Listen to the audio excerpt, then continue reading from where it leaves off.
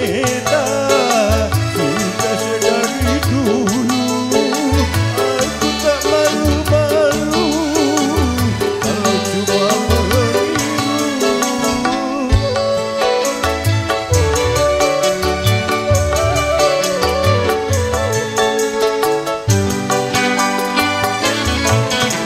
Dengar musik Bang Haji, aku menghibur diri karena semua lagunya memang gak bertamati.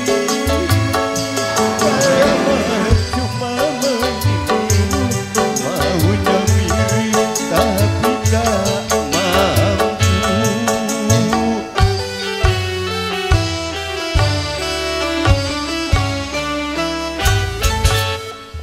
Ku tampil percaya diri, ku nyanyi pun dari hati, bukan dan gaya sensasi, mau jadi Bang Haji.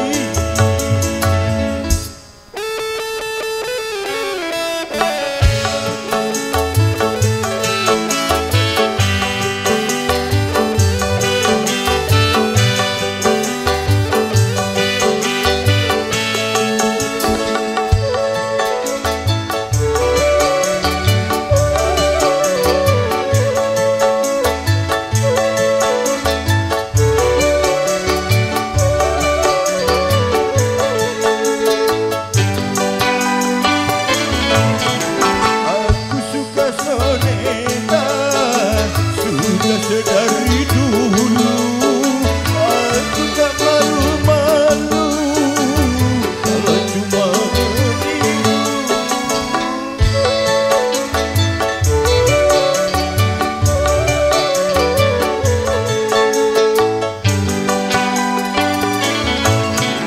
Dengar musik Bang Haji, aku menghibur diri karena semua lagunya memang gak bertamati.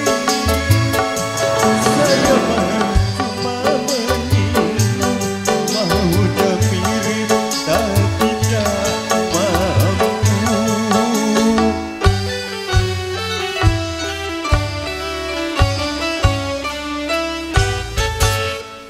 Gitarnya ku bikin sama, musiknya ku bikin sama, bajunya ku bikin sama, maunya niru soneta.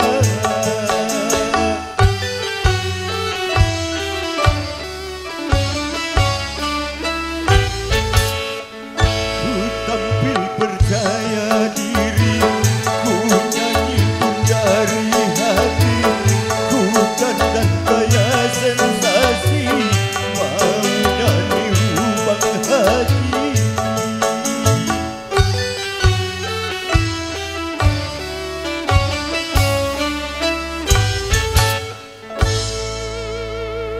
Oke, wow, luar biasa.